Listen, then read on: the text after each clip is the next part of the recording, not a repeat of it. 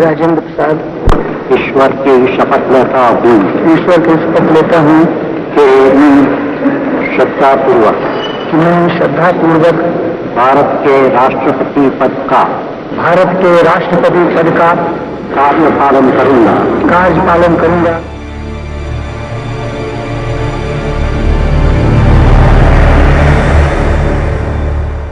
Black and white का जमाना गुजर गया।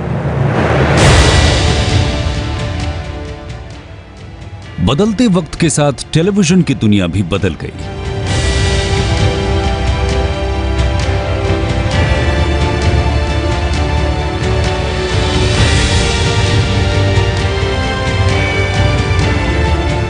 लेकिन देश के राष्ट्रपति की अहमियत और उनका रुतबा आज भी नहीं बदला है। राष्ट्रपति भवन का ये मुगल गार्डन दुनिया भर में मशहूर है। यहां तरह तरह के खूबसूरत फूल खिलते हैं। ठीक ऐसे ही अब तक 13 राष्ट्रपति इस शानदार राष्ट्रपति भवन की शोभा बढ़ा चुके हैं। देश का पहला नागरिक और सर्वोच्च होता है राष्ट्रपति। भारत के संविधान का संरक्षक भी राष्ट्रपति ही होता है और इसीलिए राष्ट्रपति पद की गरिमा, इसका रुतबा और रुआब देश के सारे पदों से ऊपर होता है। राष्ट्रपति पद की इसी गरिमापूर्ण परंपरा को अब नए महामहिम रामनाथ कोविंद भी आगे बढ़ाएंगे।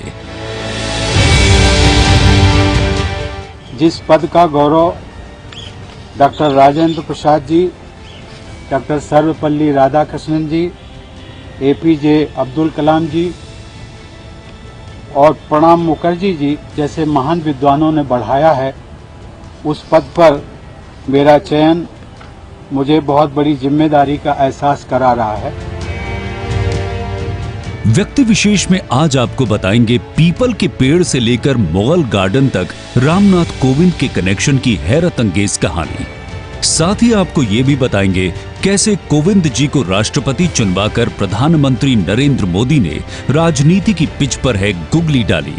और इसी के साथ 45 बात की भी करेंगे कि रामनाथ कोविंद के राष्ट्रपति बनने से बीजेपी को क्या हो सकता है चुनावी फायदा और विपक्षी दलों की कैसे बढ़ सकती है परेशानी।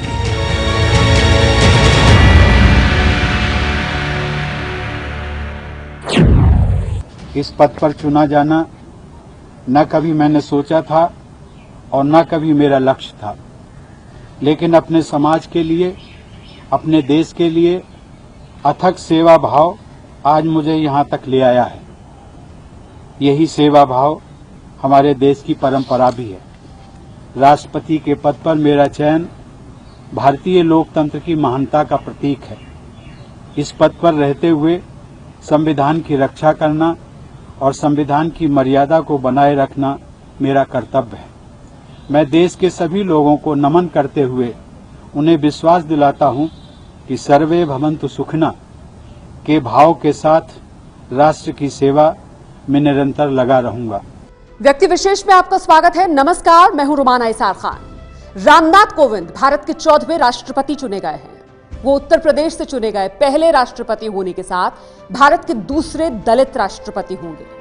चुनावी आंकड़ों पर अगर नजर डालें तो कोविंद की ये जीत देश में भविष्य की राजनीति को लेकर कई इशारे दे रही है। हालांकि कोविंद को प्रणब मुखर्जी समेत 9 पूर्व राष्ट्रपतियों से कम वोट शेयर मिला, लेकिन उनकी जीत के बाद बीजेपी अब 33 साल पुरानी कांग्रेस जैसी मजबूत हो गई है। साल 1984 में 404 सीटें जीतकर राजीव गांधी ने कांग्रेस की सरकार बनाई थी। तब राष्ट्रपति ज्ञानी ज़ैल सिंह और उपराष्ट्रपति वेंकट रमन कांग्रेस के थे। जहां कांग्रेस का संसद में बहुमत था, वहीं 17 राज्यों में कांग्रेस की सरकारें थी।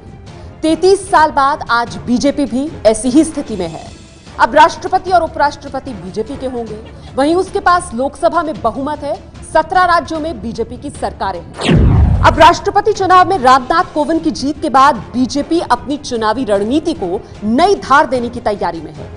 राजनीतिक बिसात पर शह और मात के इस खेल में दलित राजनीति को कैसे नई धार मिलनी तय है, यह हम आपको बताएंगे आगे। लेकिन व्यक्ति विशेष में पहले फटाफट देख लीजिए कोविंद जी की यह संक्षिप्त कहानी। जश्न की ये महफिल कानपुर देहात के उसी परौख गांव में जमी है जहां 1945 को रामनाथ कोविंद का एक गरीब कोरी परिवार में जन्म हुआ था। रामनाथ कोविंद के पिता मैकूलाल गांव में परचून की दुकान चलाते थे और फेरी लगाकर कपड़े बेचते थे। 9 भाई बहनों के भरे पूरे परिवार में रामनाथ कोविंद सबसे छोटे हैं। रामनाथ कोविंद जब 5 साल के थे तभी उनकी मां का निधन हो गया था। उनकी 4 बहनों और 2 भाइयों का भी निधन हो चुका है। कोविंद के एक भाई रामस्वरूप भारती मध्य प्रदेश के गुना में रहते हैं और दूसरे भाई पैतृक गांव परौख में ही रहते हैं। कोविंद का 1974 में सविता कोविंद से विवाह हुआ और उनका एक बेटा प्रशांत और बेटी स्वाति हैं। रामनाथ कोविंद का बचपन आर्थिक अभावों में गुजरा है। पीपल के इसी पेड़ के नीचे बैठकर उन्होंने अपनी शुरुआती शिक्षा हासिल की। कोविंद पढ़ाई में तेज थे, लिहाजा स्कॉलरशिप के सहारे आगे उन्होंने शहर के स्कूल और कॉलेज में अपनी पढ़ाई पूरी की। जेब खर्च निकालने के लिए कोविंद ने अदालत में स्टेनो का भी काम किया। रामनाथ कोविंद ने करीब 16 साल तक दिल्ली हाई कोर्ट और सुप्रीम कोर्ट में वकालत की है।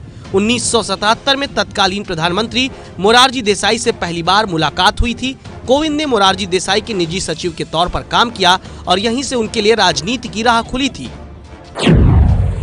रामनाथ कोविंद पूर्व प्रधानमंत्री अटल बिहारी वाजपेयी के करीबी रहे हैं और प्रधानमंत्री नरेंद्र मोदी के साथ भी उनकी करीब 20 साल पहले तब से दोस्ती है जब वो और नरेंद्र मोदी राष्ट्रीय स्वयंसेवक संघ के लिए काम करते थे। नरेंद्र मोदी जब कानपुर जाते थे तब कोविंद के ही घर ठहरते थे। पत्रिका अखबार के मुताबिक रामनाथ कोविंद नरेंद्र मोदी को साइकिल पर बैठाकर जगह जगह लेकर जाते थे। नए राष्ट्रपति के साथ प्रधानमंत्री नरेंद्र मोदी के कितने पारिवारिक और पुराने संबंध हैं, ये बताने के लिए खुद प्रधानमंत्री मोदी ने अपने ट्विटर अकाउंट पर 2 फोटो पोस्ट की। एक फोटो अभी की और दूसरी फोटो करीब 20 साल पुरानी। इन दोनों फोटोज में प्रधानमंत्री नरेंद्र मोदी के साथ रामनाथ कोविंद और उनका पूरा परिवार नजर आ रहा है। आखिर मोदी और कोविंद का ये कनेक्शन कैसे जुड़ा, ये बताएंगे हम आपको आगे, लेकिन उससे पहले रामनाथ कोविंद का ये गांव कनेक्शन देखिए। आज देश में ऐसे कितने ही रामनाथ कोविंद होंगे जो इस समय बारिश में भीग रहे होंगे, कहीं खेती कर रहे होंगे, कहीं मजदूरी कर रहे होंगे, शाम को भोजन मिल जाए इसके लिए पसीना बहा रहे होंगे। आज मुझे उनसे कहना है कि परौख गांव का रामनाथ कोविंद राष्ट्रपति भवन में उन्हीं का प्रतिनिधि बनकर जा रहा है। सत्ता के शिखर पर पहुंचने के बाद आज भी रामनाथ कोविंद अपने गांव को नहीं भूले हैं। राजधानी दिल्ली से करीब 542 किलोमीटर दूर उत्तर प्रदेश के जिला कानपुर देहात का गांव है परौख।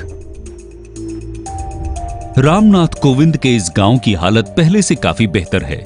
उत्तर प्रदेश की राजधानी लखनऊ से करीब 160 किलोमीटर दूर परौख गांव में अब पक्की सड़कें हैं, लेन देन के लिए बैंक भी है। गांव से कुछ दूरी पर एक इंटर कॉलेज भी है और गांव में शादी ब्याह के लिए ये बारात घर भी मौजूद है, जिसे रामनाथ कोविंद ने अपने गांव को दान कर दिया है। दरअसल इस बारात घर की जगह पर ही रामनाथ कोविंद का मिट्टी और घास फूस का घर हुआ करता था, जिसकी छत बारिश का पानी रोक नहीं पाती थी। व्यक्तिगत रूप से मेरे लिए ये बहुत ही भावुक क्षण है।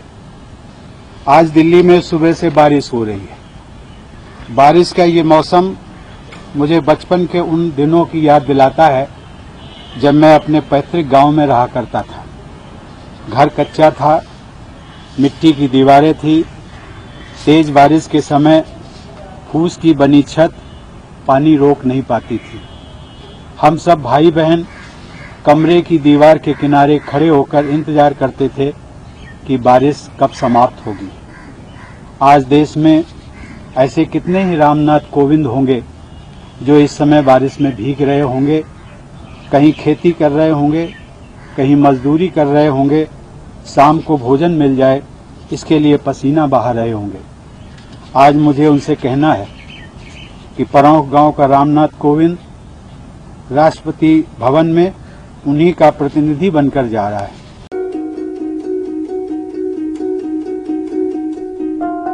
देश के 14वें राष्ट्रपति चुने जाने के बाद भावुक हुए रामनाथ कोविंद ने सबसे पहले अपने गांव परौख और मिट्टी और फूस से बने अपने घर को याद किया। इसी से ये साफ जाहिर हो जाता है कि उनका पुश्तैनी गांव और उनका वो घर उनकी जिंदगी में क्या अहमियत रखता है, जिस घर का अस्तित्व अब खत्म हो चुका है। रामनाथ कोविंद के पिता पेशे से बुनकर थे, लेकिन वो अपनी परचून की दुकान चलाते थे। ये ऐसा ये कच्चा चबूतरा, ये रास्ते के किनारे कच्चा चबूतरा था और कच्चा मकान था ये। तो यहाँ तो दुकान थी उनकी, परचून की दुकान छोटी सी। उस परचून की दुकान में कौन चलाता था उस वक्त? उनकी माँ जो बैठती, जो जिन्होंने हाथ डाला था। पिताजी तो सामान लाते थे, चलाते, लेकिन वो तौलती उनकी माँ और पिताजी दोनों मिल करके अपना करते थे। दो थे बच्चे, छोटे थे, एक बड़ा था बच्चा। तो वो यहाँ पे वो दुकान करते थे, वो बाहर वो चबूतरा बना था, उस पर वो पढ़ते रहते बैठे बैठे। प्राइमरी में जब हम लोग पढ़ते थे तो रामनाथ जी आगे बैठते थे, पढ़ने में सबसे ब्रिलियंट थे। कभी टीचरों ने उनको मार नहीं पाया, वो मॉनिटर रहते थे। पर आप तो उनसे सीनियर थे, आपने कभी डाटा फट कर? हम आगे पढ़ते थे, मैं कई जगह बैठते थे, क्लास में स्कूल है ना, उसी कई जगह सब लोग बैठते थे। उनकी अलग लाइन थी, हमारी 5 की अलग थी, 3 की अलग थी, और बोर्ड पे पढ़ाई होती थी।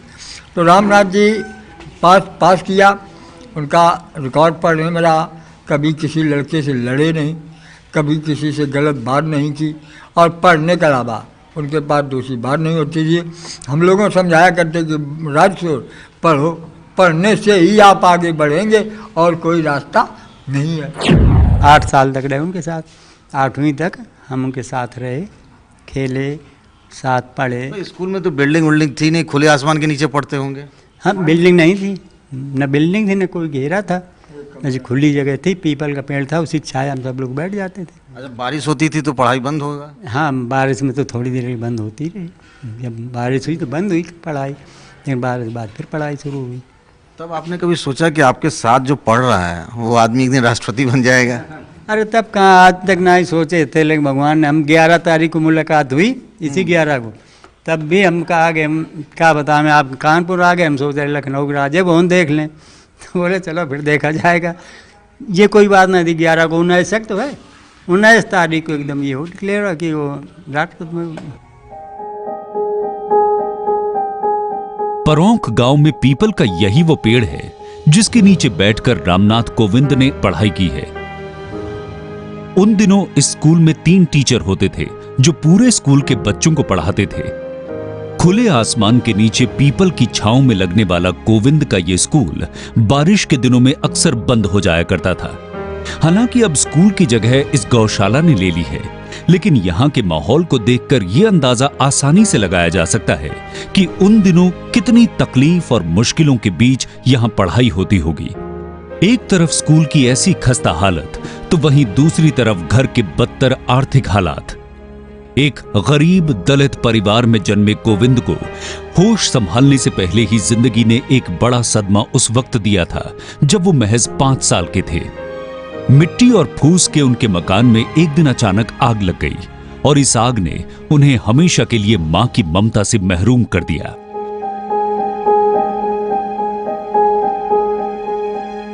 हम तो छोटे थे, कोई 6-7 साल के, तो हमारे वहाँ छत पर पहले छप्पर छाने के प्यारे यार रखा जाता था, तो उसी में किसी लड़के ने कैसे लग गई वहाँ, तो जानकारी नहीं हुई। तो हमारे घर से 2 घर छोड़ के उधर आई, फिर वहाँ से यहाँ आई, तो इनकी माँ किसी जब पहले छप्पर हुआ करते ना, कच्चे मकान थे, तो छप्पर में आग लगने से धुआं इतना हो गया कि इनकी माँ अंदर से बाहर ना निकल पाई, तो वो उसी में जो है। क्या तुम्हें रामनाथ कहाँ थे उस वक्त? रामनाथ नहीं थे घर में, गाँव में घर में थे, लेकिन सब लोग निकल आए, इनके पिताजी निकल आए, बहनें निकल आई, भाई छोटे प्यारे वाले ये निकल आए। घर में आग लगी थी? हाँ, घर में आग लगी, सब लोग निकल आए बाहर, लेकिन वो पता नहीं कैसे वहाँ रह गई ना, कैसे मुद्राएं कुछ रखी थी, रुपए, चांदी के रुपए, और वो कुछ रुपए कागज के भी थे, कुछ वो थे।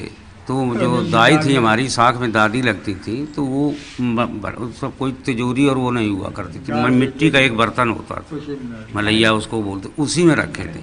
तो बताते ये हैं कि वो बेचारी पैसा ही निकाल के रह गई, हाथ में वही पकड़े। घर में लगी आग में चंद रुपए बचाने की कोशिश में मां की जान चली गई और इस तरह 5 साल के रामनाथ कोविंद के सिर से मां का साया हमेशा के लिए उठ गया। इसके बाद उनकी बड़ी बहनों ने उनकी परवरिश का जिम्मा अपने कंधों पर लिया और इस तरह गांव के स्कूल से कोविंद की जिंदगी का सफर तब और आगे बढ़ा जब उन्होंने कानपुर के एक स्कूल में दाखिला ले लिया। कानपुर का यही वो BNSD स्कूल है जहां रामनाथ कोविंद ने 4 साल तक पढ़ाई की है। करीब 8 किलोमीटर का सफर तय कर कोविंद स्कूल पहुंचते थे। आज भी स्कूल में उन्हें एक लगनशील और मेहनती छात्र के तौर पर पहचाना जाता है। जो छात्र इनके साथ में पढ़ते थे वो छात्र भी कई हमारे संपर्क में आए और उन्होंने ये बताया कि वो उस समय बहुत शिष्ट, बहुत शालीन विद्यार्थी रहे हैं और जो कोई भी समाज सेवा या राष्ट्र प्रेम का कार्यक्रम होता था तो सदैव से इनकी उसमें बढ़ चढ़ कर हिस्सेदारी रहती थी और देश प्रेम की भावना इनके अंदर प्रारंभ से ही, विद्यार्थी जीवन से ही कूट कूट कर भरी थी। 4 वर्ष तक निरंतर उन्होंने यहाँ पर शिक्षा ग्रहण की और इस विद्यालय से वो इंटरमीडिएट पास करके TAV कॉलेज में गए थे। उनके साथ के जो विद्यार्थी हम लोगों के संपर्क में आते हैं तो उन्होंने बताया कि यहीं मकरावटगंज कॉलोनी में वो रहते थे और वहाँ से पैदल ही चल करके विद्यालय आते थे, लेकिन हमेशा वो यहाँ पर समय से विद्यालय आए और पूरे समय रह करके उन्होंने मन लगा करके अनुशासन के साथ जो है अध्ययन किया। गांव में अपनी शुरुआती पढ़ाई पूरी करने के बाद BNSD इंटर कॉलेज इसी कानपुर के स्कूल में रामनाथ कोविंद आगे 9वीं क्लास में उन्होंने एडमिशन लिया और यहीं पर इसी हॉल में सवेरे क्लास शुरू होने से पहले हर दिन प्रार्थना होती थी और यहाँ के उस वक्त के लोग बताते हैं कि वो पंक्ति में सबसे पीछे खड़े होते थे, थोड़े संकोची भाव के भी थे। लगातार 5 साल तक उन्होंने इसी स्कूल में पढ़ाई की और यहाँ से पढ़ाई पूरी करने के बाद उन्होंने BCom की पढ़ाई पूरी की। लेकिन इस स्कूल और इस हॉल, यहाँ की दीवारें, यहाँ के गलियारों से उनका बड़ा लंबा वास्ता रहा, क्योंकि गांव से निकलकर पहली बार अगर उन्होंने देश दुनिया देखी तो वो इसी स्कूल के सहारे देखी और इसीलिए इन दिनों इस स्कूल में हर तरफ जश्न का माहौल है। मैं अंदर हॉल में बोल रहा हूँ और मेरे पीछे हॉल के बाहर बच्चे नारे लगा रहे हैं। उनके लिए रामनाथ कोविंद एक बहुत बड़ी पहचान, नाम और चेहरा बन गए हैं।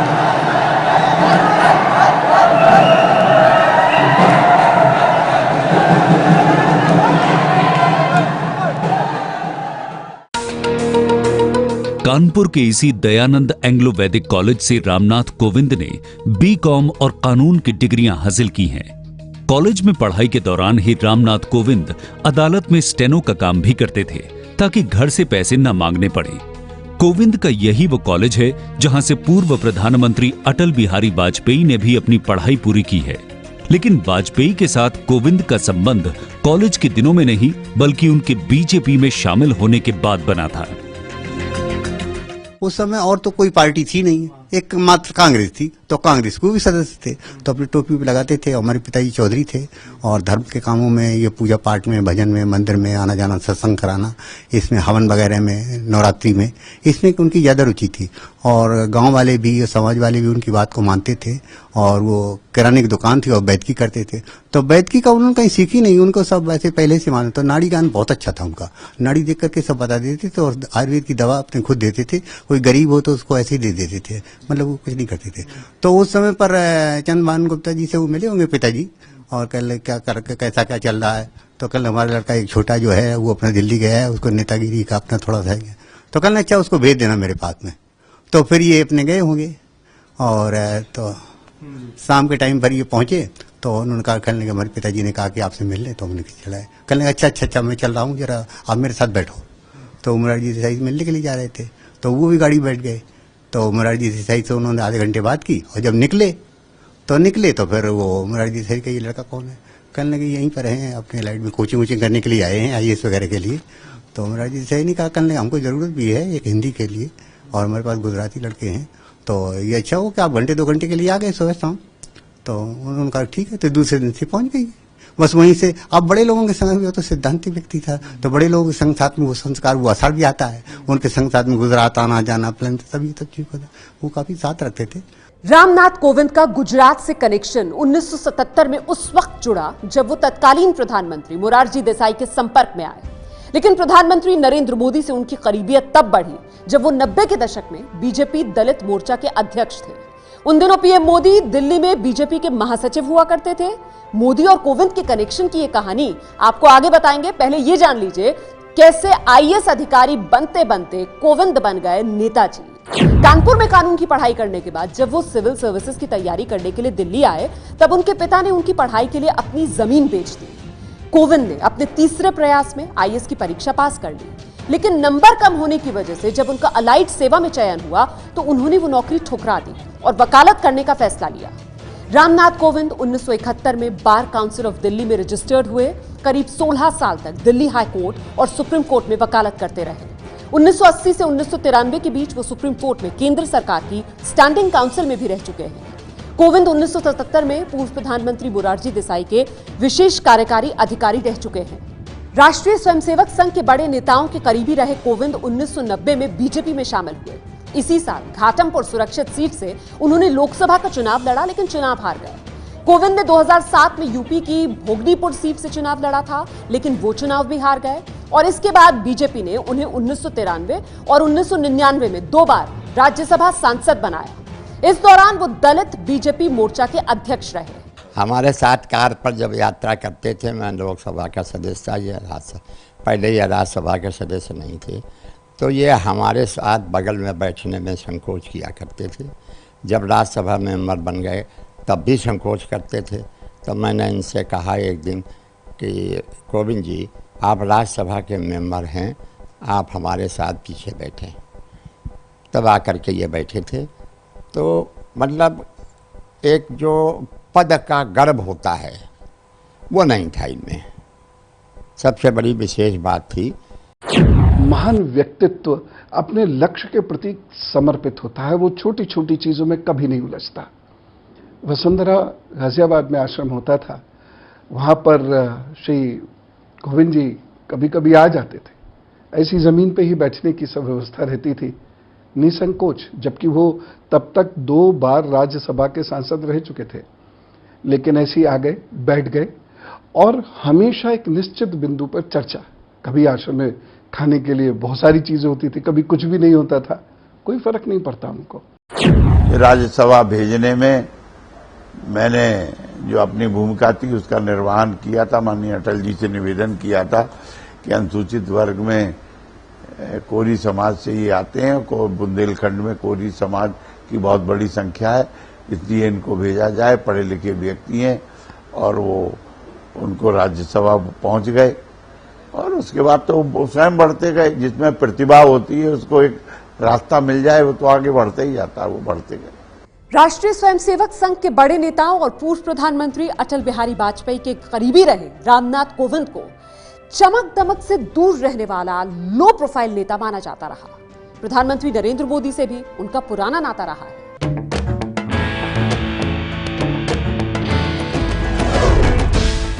राष्ट्रपति के पद पर मेरा चयन भारतीय लोकतंत्र की महानता का प्रतीक है। इस पद पर रहते हुए संविधान की रक्षा करना और संविधान की मर्यादा को बनाए रखना मेरा कर्तव्य है। मैं देश के सभी लोगों को नमन करते हुए उन्हें विश्वास दिलाता हूं कि सर्वे भवन्तु सुखिनः के भाव के साथ राष्ट्र की सेवा में निरंतर लगा रहूंगा। क्या रामनाथ कोविंद के राष्ट्रपति चुने जाने के साथ ही बीजेपी और राष्ट्रीय स्वयंसेवक संघ का वो सपना पूरा हो गया है जो संघ ने 1925 में अपनी स्थापना के वक्त देखा था? आज बीजेपी 33 साल पुरानी कांग्रेस जैसी मजबूत स्थिति में पहुंच चुकी है। बीजेपी के पास केंद्र में बहुमत वाली सरकार है। देश के 13 राज्यों में बीजेपी और 4 राज्यों में बीजेपी गठबंधन की सरकारें हैं और अब राष्ट्रपति और उपराष्ट्रपति जैसे देश के सर्वोच्च पद भी बीजेपी के ही होंगे। ऐसे में अहम सवाल यह है कि क्या अब बीजेपी राम मंदिर, समान नागरिक संहिता, धारा 370 खत्म करने और लोकसभा विधानसभा चुनाव साथ कराने के अपने 4 बड़े एजेंडे पूरे करने की दिशा में तेजी से आगे बढ़ेगी? रामनाथ कोविंद का राष्ट्रपति बनना एक नया माइलस्टोन है, क्योंकि president, prime minister, Lok Sabha speaker और वाइस प्रेसिडेंट जब उनका इलेक्शन होता है अगस्त में, वेंकैया नायडू कि जीतने की संभावना बहुत बड़ी है। सब लोग जानते हैं वो जीतने वाले हैं, जिस तरह के लोकसभा और राज्यसभा का गणित है।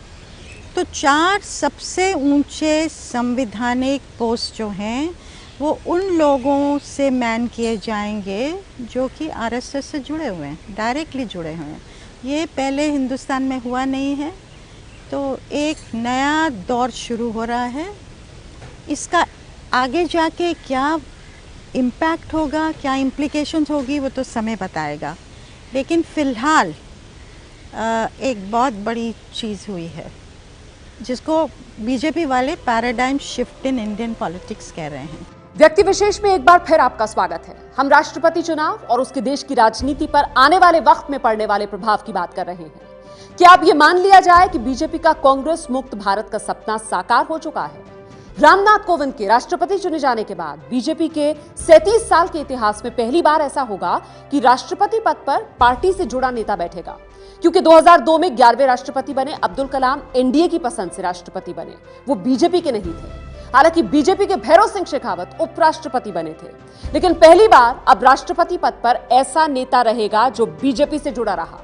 बीजेपी के पास लोकसभा में बहुमत है, 17 राज्यों में बीजेपी और उसके गठबंधन की सरकार है और अब राष्ट्रपति भी उसका होगा। तो ऐसे में बीजेपी की केंद्र सरकार के लिए बड़े फैसला लेना आसान हो सकेगा।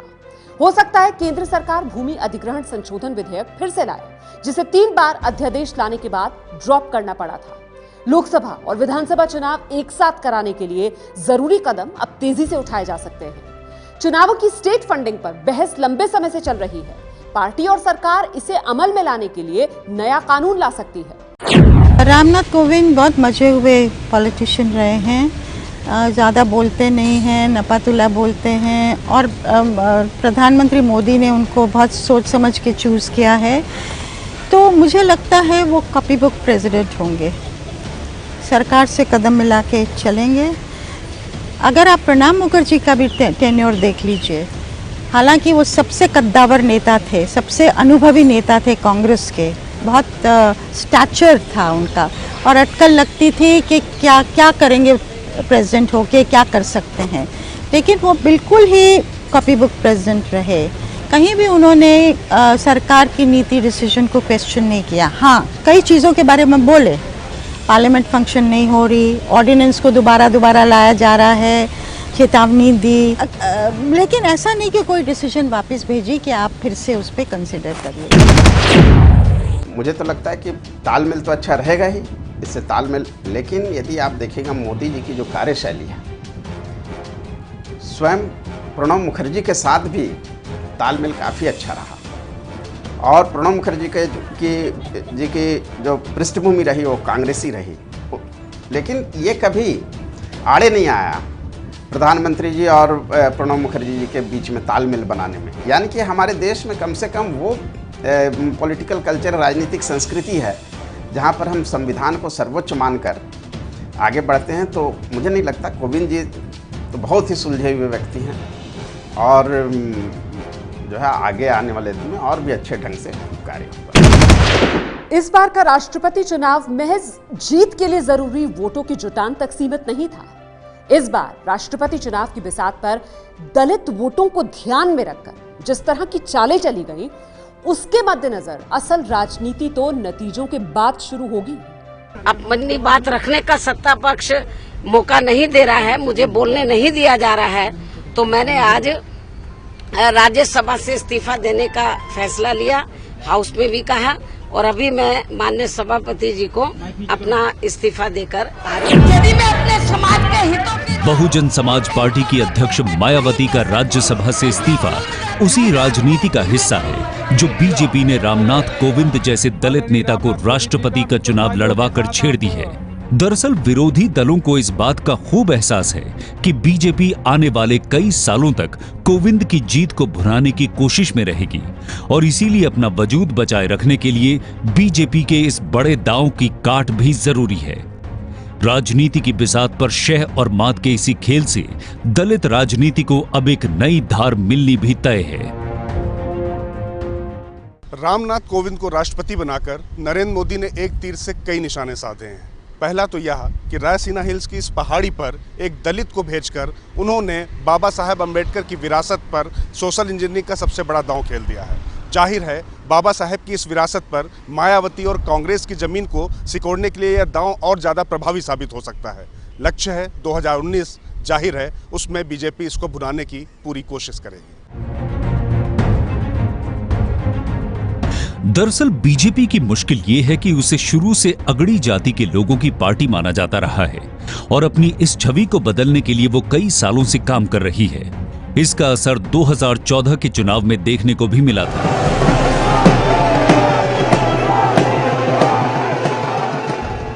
लेकिन बीजेपी के सत्ता में आने के बाद गुजरात के ऊना से लेकर उत्तर प्रदेश के सहारनपुर तक की घटनाओं ने उसके तमाम किए कराए पर पानी फेर दिया।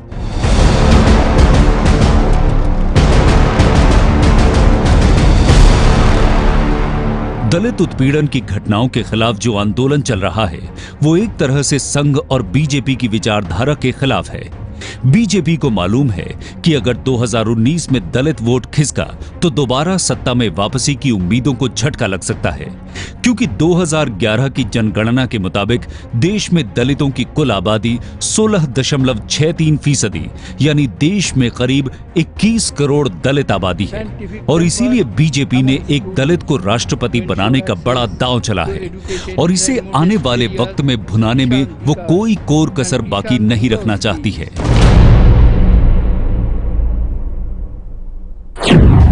किसी भी लोकतंत्र में सिंबलिज्म की भी वैल्यू होती है और जो चीज़ वो रिप्रेजेंट कर रहे हैं वो ये है कि आज तक भाजपा, जैसा कि आप कह रहे हैं, स्वर्णों की पार्टी, मध्यवर्ग की पार्टी, ट्रेडर्स की पार्टी गिनी जाती थी। नरेंद्र मोदी के आने से उसमें एक और पैराडाइम शिफ्ट हुआ है।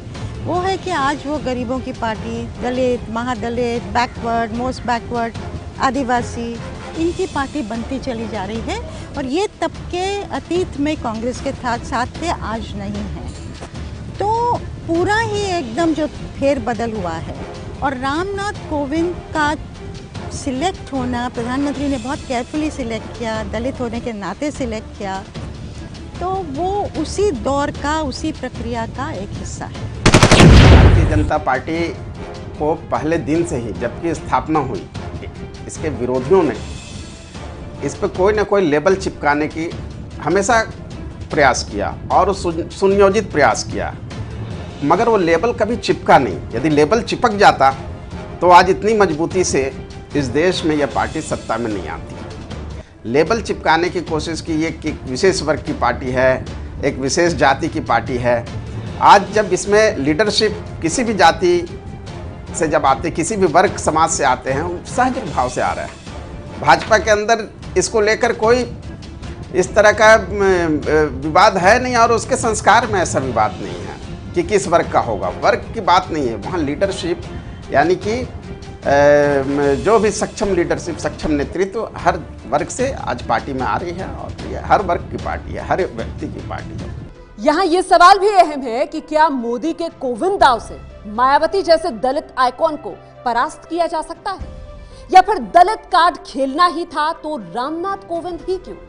इसका जवाब जानने के लिए अगर हम मोदी के पहले लिए कुछ फैसलों का आकलन करें तो मोदी की राजनीति की दिशा और रणनीति आईने की तरह साफ हो जाती है। एक प्रकार से बाबा साहब आम्बेडकर का नाम सारी अर्थव्यवस्था के अंदर ये भीम ऐप के द्वारा सेंटर स्टेज में आने वाला है।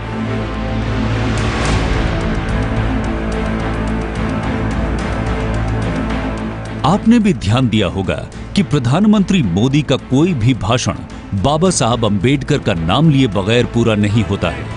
फिर संविधान को देश का सर्वोच्च ग्रंथ बताना और अंबेडकर के जन्मदिन को संविधान दिवस के रूप में मनाना भी इसी मोदी नीति का हिस्सा है। पीएम मोदी लगातार समाज के पिछड़े तबके के लोगों को अहम भूमिका में लाकर और गरीब तबके से खुद की शख्सियत को जोड़ने की कोशिश भी करते रहे हैं। हिंदुत्व के मजबूत धरातल वाली छवि पर चाय वाला और पिछड़े तबके का मुलम्मा भी वो भारतीय जनमानस के दिलो दिमाग पर लगातार बैठाते जा रहे हैं।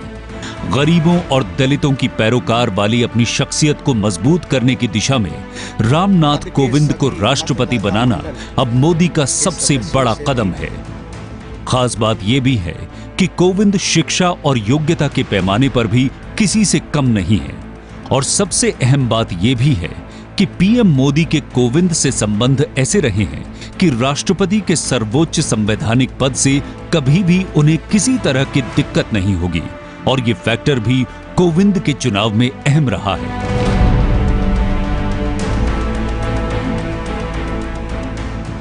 राष्ट्रपति पद के लिए रामनाथ कोविंद का नाम अचानक चर्चा में आया और सबके जहन पर छा गया। लेकिन प्रधानमंत्री नरेंद्र मोदी के जहन में यह नाम काफी पहले से था। नए राष्ट्रपति के साथ प्रधानमंत्री नरेंद्र मोदी के कितने पारिवारिक और पुराने संबंध हैं, ये बताने के लिए खुद पीएम मोदी ने कोविंद के राष्ट्रपति चुने जाने के ठीक बाद उन्हें बधाई देते हुए अपने ट्विटर अकाउंट पर 2 फोटो पोस्ट की। एक फोटो अभी की, दूसरी फोटो करीब 20 साल पुरानी। इन दोनों फोटो में प्रधानमंत्री नरेंद्र मोदी के साथ रामनाथ कोविंद और उनका पूरा परिवार नजर आ रहा है। राष्ट्रपति बनने की बधाई देने के लिए पीएम मोदी खुद कोविंद से मिलने उनके घर 10 अकबर रोड पहुंचे थे। दरअसल रामनाथ कोविंद पीएम मोदी को उस वक्त से जानते हैं जब वो बीजेपी में संगठन मंत्री हुआ करते थे। मुश्किल वक्त में भी कोविंद ने मोदी का साथ दिया और शायद उसी का इनाम अब उन्हें मिला है। पार्टी पूरी तरह से नरेंद्र मोदी जी के साथ है। जो भारतीय जनता पार्टी ने कहा था, जो नरेंद्र मोदी जी ने कहा था कि हम कानून का और कानूनी प्रक्रिया का पालन करेंगे, और उसी बात को आगे बढ़ाते हुए आज वो एसआईटी के साथ में उनकी चर्चा हो रही है। एसआईटी जो जांच करना चाहती है वो जांच कर रही है। जो हमने कहा था वो हमने पूरा किया। नवनिर्वाचित राष्ट्रपति रामनाथ कोविंद का ये बयान करीब 7 साल पुराना है। साल 2002 के गुजरात दंगों के बाद चली जांच में रामनाथ कोविंद लगातार तत्कालीन मुख्यमंत्री नरेंद्र मोदी का बचाव करते नजर आए थे। वो लगातार मोदी के साथ खड़े रहे थे। पीएम मोदी के साथ रामनाथ कोविंद की ये तस्वीर भी उनके रिश्तों की कहानी बयान कर देती है। यही वजह है कि साल 2014 में जब नरेंद्र मोदी प्रधानमंत्री बने तो कोविंद को उनसे करीबियत का इनाम भी मिला और उन्हें 17 अगस्त 2015 को बिहार का राज्यपाल बना दिया गया।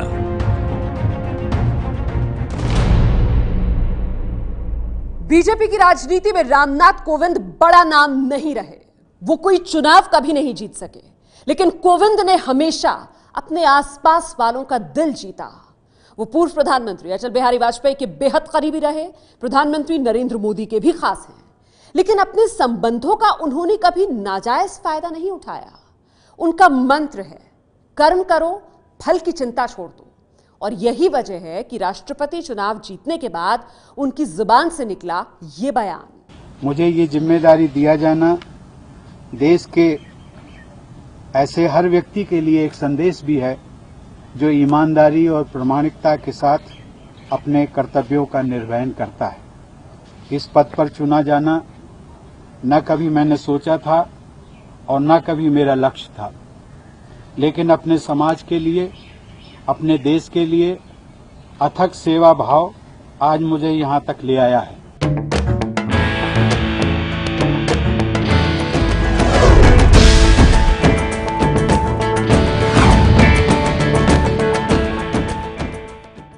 ये है एबीपी न्यूज़, आपको रखे आगे।